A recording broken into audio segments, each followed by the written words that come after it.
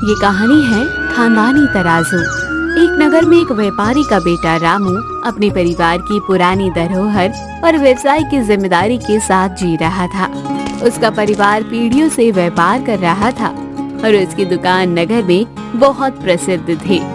लेकिन रामू का भाग्य अच्छा नहीं था। उसने अपना सारा धन गवा दिया और निर्धन हो गया। काम की तलाश में असफल होने के बाद उसने तय किया कि वो दूसरे नगर में जाकर कड़ी मेहनत करेगा और अपने परिवार की धरोहर को फिर से उठाएगा। अब मुझे इस शहर को छोड़कर धन कमाने जाना होगा ताकि मैं अपने पिताजी के व्यवसाय को दोबारा शुरू कर सकूं। जाने से पहले उसने अपना बचा हुआ सामान एक मित्र के पास रखने का सोचा। उसने अपने सारे सामान की एक बोतली बांधी और मित्र के घर रखवा दिया। तभी उसकी नजर अपने खानदानी तराजू पर पड़ी जो उसके पिता ने उसे विरासत में दिया था। इस तराजू में मेरे परिवार की धरोहर छिपी है, इसे मुझे सुरक्षित रखना होगा। रामू ने ये तराजू अपने एक भरोसेमंद पड़ोसी श्यामलाल के घर रखवा दिया। भाई श्यामलाल, मुझे दूसरे नगर जाना है। क्या मेरे खानदानी तराजू को कुछ समय के लिए संभाल सकते हो? अरे क्यों नहीं रामू, ये छोटा सा काम तो मैं कर ही सकता हूँ। तुम बेफिक्र होकर जाओ, तराजू मेरी जिम्मेदारी है। लोहे का तराजू पुराना तो है पर लोहे का दाम तो मिलेगा, क्यों इसे बेकार रखूं? रामू ने कई वर्षों तक कठिन मेहनत की। उसने कई व्यापारियों के साथ काम किया, व्यापार के नए गुण सीखे और धीरे धीरे अपनी मेहनत से एक धनी व्यापारी बन गया। जब वह अपनी नई संपत्ति के साथ अपने घर लौटा तो उसे अपने परिवार की धरोहर की याद आई। वो लोहे का तराजू जिसे उसके पिता ने बड़े गर्व से उसे सौंपा था। रामू को याद आया कि उसने वो तराजू श्यामलाल के पास संभाल कर रखा था। वो तुरंत श्यामलाल के घर गया। श्यामलाल भाई, मैं लौट आया हूँ, तुम्हारा बहुत बहुत शुक्रिया। क्या मैं अपना लोहे का तराजू वापस ले सकता हूँ? ओह रामू, मुझे बहुत खेद है, तुम्हारा तराजू तो चूहे खा गए। अब मैं तुम्हें उसे वापस नहीं कर सकता। रामू को समझ आ गया कि श्यामलाल झूठ बोल रहा है। उसने फैसला किया कि वो श्यामलाल को उसकी गलती का एहसास कराएगा और इसके लिए उसने एक चाल सोची। कोई बात नहीं श्यामलाल भाई, मैं समझ सकता हूँ। वैसे कल नदी पर नहाने जा रहा हूँ मैं। क्या तुम्हारा बेटा मेरे साथ चल सकता है? मैं उसे अपने कपड़ों का ध्यान रखने के लिए कहूँगा। हाँ हाँ, क्यों नहीं, मेरा बेटा मोहन तुम्हारे साथ जाएगा। अगले दिन रामू और मोहन नदी किनारे पहुँचे। नदी की ठंडी हवा और पानी की शांत लहरें उनके चारों ओर फैल रही थी। रामू ने एक चालाक योजना के तहत मोहन को अपने साथ लाया। उसकी आंखों में एक योजना का संकेत था, लेकिन उसके चेहरे पर सिर्फ मासूमियत का भाव था। मोहन, मैं अभी थोड़ी देर के लिए नदी में नहाने जा रहा हूँ। क्या तुम मेरे कपड़ों का ध्यान रख सकते हो? मैं नहीं चाहता कि वो गीले हो जाएं। जी हाँ रामू भाई, आप बेफिक्र होकर नहाइए, मैं यहाँ खड़ा रहूँगा। रामू ने मोहन को कपड़ों का ध्यान रखने के लिए कहकर उसे गुफा की ओर इशारा किया, जो नदी किनारे एक छुपी हुई जगह पर थी। मोहन, वहां गुफा में एक पत्थर की चट्टान के पीछे बैठो और तब तक इंतजार करो जब तक मैं वापस नहीं आ जाता। अगर तुम वहां छिपे रहोगे तो ठंडी हवा से भी बच जाओगे। ठीक है रामू भाई, मैं वहीं इंतजार करूंगा। रामू की योजना धीरे धीरे आकार ले रही थी। उसने मोहन को गुफा में सुरक्षित छिपा दिया और उसे वहां इंतजार करने को कहा। मोहन, जो कुछ भी संदेह नहीं कर पा रहा था, वो चुपचाप गुफा में चला गया। कुछ समय बाद रामू ने एक गहरी सांस ली और अकेले ही वापस लौटने का नाटक किया।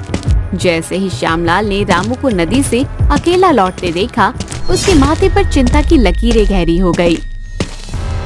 रामू, मेरा बेटा कहाँ है? मोहन तुम्हारे साथ क्यों नहीं लौटा?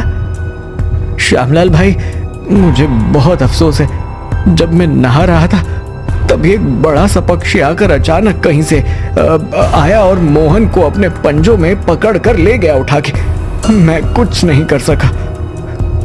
ये असंभव है, तुम झूठ बोल रहे हो। ऐसा कैसे हो सकता है? एक पक्षी मेरे बेटे को उड़ा ले जाए। जब चूहे मेरे लोहे के तराजू को खा सकते हैं तो एक पक्षी तुम्हारे बेटे को उड़ाकर तो ले ही जा सकता है ना श्यामलाल भाई। रामू का जवाब सुनकर श्यामलाल हक्का बक्का रह गया। वो जानता था कि रामू ने उसके साथ वही खेल खेला है जो उसने रामू के तराजू के साथ किया था। एक पल के लिए वो चुपचाप खड़ा रहा, फिर उसकी आंखों में गुस्सा और पछतावा दोनों झलकने लगे। अब मामला इतना बढ़ चुका था कि रामू और श्यामलाल के बीच का विवाद केवल शब्दों से नहीं सुलझ सकता था। दोनों ने निर्णय लिया कि वो इस झगड़े को राजा के दरबार में ले जाएंगे ताकि न्याय हो सके। श्यामलाल का गुस्सा और रामू का धैर्य अब एक निर्णायक मोड़ पर पहुंच चुके थे। राज दरबार में एक अजीब सी खामोशी छा गई थी। एक और श्यामलाल का चेहरा गुस्से में लाल हो रहा था और दूसरी ओर रामू शांति से खड़ा था। दोनों के बीच का विवाद अब राजा के निर्णय पर निर्भर था। राजा अपने सिंहासन पर बैठा गंभीरता से दोनों की ओर देख रहा था। दोनों व्यापारी आगे आए, मुझे बताएं कि ये मामला क्या है।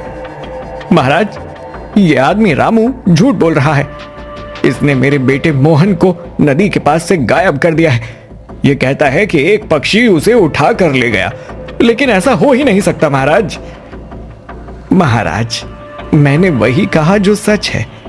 जब मैं नदी में नहा रहा था तो एक बड़ा पक्षी आया और मोहन को अपने पंजों में पकड़कर उठा ले गया। अगर आपको ये असंभव लगता है तो मुझे ये भी असंभव लगता है कि चूहे मेरे लोहे के तराजू को कुतर सकते हैं।